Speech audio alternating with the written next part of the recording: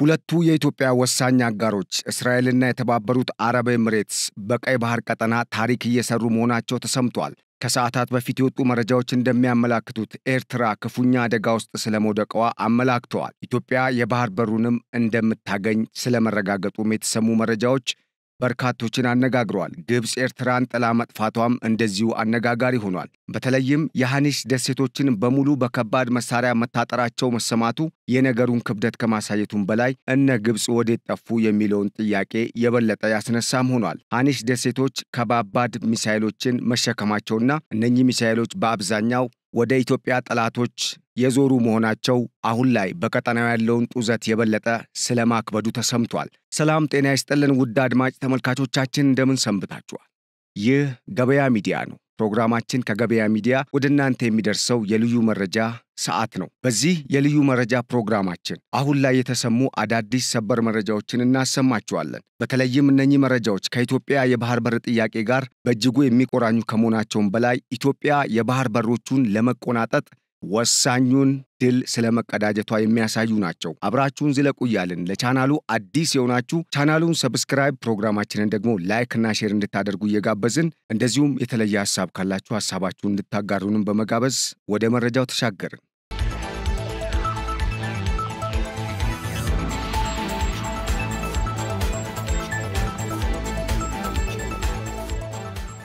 ሁለቱ የኢትዮጵያ ወሳኝ አጋር የሚባሉት እስራኤልና የተባበሩት አረብ ኤሚሬትስ ከኤርትራ ናቫል ፎርስ በቅርብ ርቀት ላይ የአሜሪካ መንግስት ጦርን ያሳተፈ ጥምር የባህር ኃይል መገንባታቸውንና በይፋም አሁን ላይ ስራ መጀመሩ ተረጋግጧል። ዙቃር ቤዝ በሚል በዚህ አካባቢ በተለይም በቀይ ባህር መግቢያ በሆነው ወሳኙና ስትራቴጂክ በሚባለው ቦታ ላይ ወሳኝ የሚባሉ ከባባድ የጦር መሳሪያዎችን የታጠቀ ጥምር የባህር ኃይል ስለመቋቋሙ የወጡ መረጃዎች አመላክተዋል። ኖ ሊቶራል ወይም ማንኛውም በቀይ ባህር ቀጠና አዋሳኝ ያልሆነ አገር የቀይ ባህር ቀጠና ሊጋራ አይችልም ስትል የነበረችው ግብጽም ከሳውዲ ጋር በመጣመር ኤርትራን ለማገዝ የጦር ኃይሏን እንደምታጣምር ብትገልጽም አሁን የት ገባች ተብላለች። በተለይም ግብጽ ከዚህ ቀደም የምትታወቅበት ባህሪዋ አሁን በገሃድ ስለመገለጡም ተሰምቷል። ከሰሞኑ ከኤርትራ ጋር አብሬ ኢትዮጵያን ወጋለው፣ ቀጠናውንም እቆጣጠራለው፣ በተለይም የቀይ ባህር ቀጠናን የመጠበቅና ሰላምና ደህንነቱን የማስጠበቁ ተግባር የግብጽና የሳውዲ አረቢያ ብቻ ነው ስትል ስትፎክር የከረመችው ግብጽ አሁን የተባበሩት አረብ ኤሚሬትስ ከእስራኤል ጋር በመጣመር ቀጠናውን ለመቆጣጠር የመጨረሻ የተባለውን ዝግጅት ማጠናቀቃቸውን ተከትሎ በአካባቢው የተለያዩ የጦር መርከቦችና ትልልቅ መሳሪያዎችን የታጠቁ የባህር ኃይሎች መዘጋጀታቸውን ተከትሎ ግብጽ ድምጿም ደብዛዋም መጥፋቱን የተነገረው። ግብጽ ኤርትራን ደግፋለሁ በሚል ስትፎክር የሰነበተች ቢሆንም አሁን ግን ኤርትራ ከባድ ውጥረት መከሰቱና ኤርትራም አደገኛ ሁኔታ ውስጥ መግባቷን የሚያመላክቱ መረጃዎች እንዳስታወቁት ግብጽ ከኤርትራ ጎን መሸሿ ተገልጿል። በተለይም ግብጽ ዝም እንድትልና እጇን እንድትሰበስብ በተባበሩት አረብ ኤሚሬትስ ንጉስ ሙሐመድ ቢን ዛይድ አልናሃያ ማስጠንቀቂያ ስለተሰጣት ከዚህ ቀጠና ልትወጣ ስለመቻሏም ተገልጿል። በተለይም አሁን ላይ በቀጠናው እየተደረጉ ያሉ እንቅስቃሴዎች ግብጽ ምንም አይነት እጇን የምታስገባበት ሁኔታ እንዳይኖር ያደረጉ ናቸው የተባለ ሲሆን ከዚህ ቀደም በጋዛ በነበረው እንቅስቃሴም ግብጽ ጋዛውያን ያሁሉ ሰቆቃና ጥቃት ሲፈጸምባቸው ዝም ያለችው ከናታንያሁ መንግስት ጋር በድብቅ ስትሰራ ስለነበረ ነው በሚል የተለያዩ ሐሳቦች እየተሰነዘሩም ናቸው። ይህንንም ተከትሎ አሁን ላይ በቀይ ባህር መግቢያ ከባብል መንደብ 100 ኪሎ ሜትር ርቀት ላይ በሚገኙት የሃኒሽ ደሴቶች በአብዛኛዎቹ ደሴቶች ላይ ከባባድ የጦር መሳሪያዎች ወደ ኤርትራ አፈሙዛቸውን አዙረው ቀጠናውን በአግባቡ መቆጣጠር በሚያስችል መልኩ የሁቲዎቹንም እንቅስቃሴ ለመቆጣጠር በሚያመች አግባብ ስለመሰናዳታቸው መረጃዎች ጠቁመዋል። ይህም ለኢትዮጵያ ታላቅ ድል ነው የተባለ ሲሆን በሌላ በኩል ኢትዮጵያ የባህር በሩን እንደምታገኝ የተረጋገጠበት እርምጃ ነውም ተብሏል። ይህንንም ተከትሎ የኤርትራ መንግስት አጣብቅኝ ውስጥ የገባ ሲሆን በቀጣይ ነገሮች ወደ ምን ሊያመሩ ይችላሉ የሚለውም ጉዳይ አነጋጋሪ የሆነ ስለመምጣቱም ተነግሯል።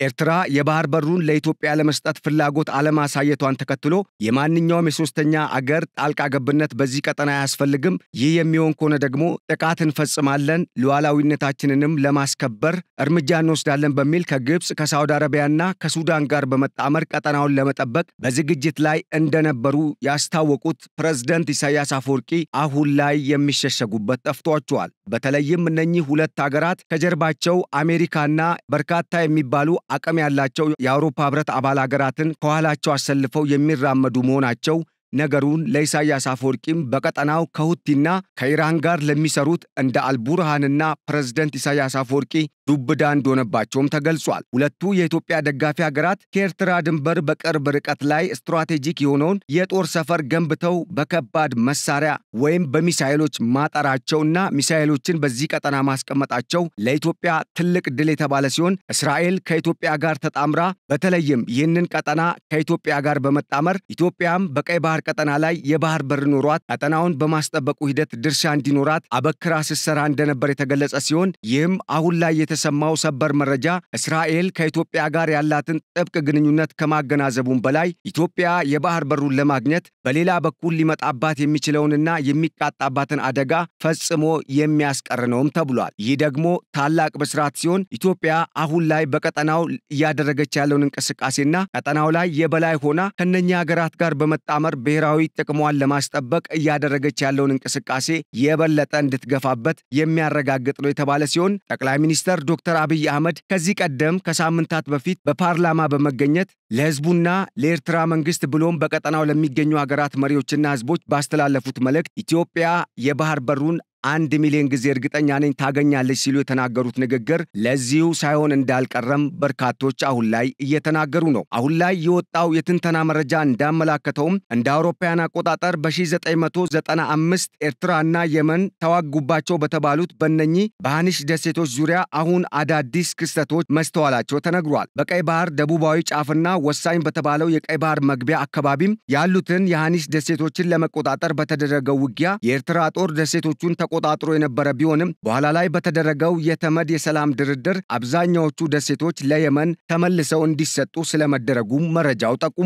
በዚህም ዙቃር፣ ሃኒሽ ኩብራ፣ ትንሽዬዋ ሃኒሽ ደሴትና ትልቁ ሃኒሽ ደሴቶች ለየመን መሰጠታቸው የተገለጸ ሲሆን ጥቃቅን የሚባሉ ውስን የሆኑ ደሴቶች ደግሞ ለኤርትራ ስለመሰጠታቸው በወቅቱ በተደረገው የተባበሩት መንግስታት ድርጅት ውሳኔ ስለመተላለፉ በመረጃው ተጠቁሟል። ይህንንም ተከትሎ ከባበል መንደብ 100 ኪሎ ሜትር ርቀት ላይ ያሉት እነዚህ የሃኒሽ ደሴቶች አሁን ላይ በማንኛውም በቀይ ባህር ላይ የሚደረግ የባህር ላይ ወይም የማሪን እንቅስቃሴን መቆጣጠርና መቃኘት በሚያስችል መልኩ በተባበሩት አረብ ኤሚሬትስና በእስራኤል ብሎም በአሜሪካ ጥምር ጦር ስር የሚተዳደርና መመሪያ የሚሰጠው አዲስና ጠንካራ አቅም ያለው እንደዚሁም ዘመናዊ የጦር መሳሪያዎችን የታጠቀ የባህር ኃይል ቁጥጥር ስር መሆናቸው ለኢትዮጵያ ትልቅ ድልም ተደርጎ ተወስዷል።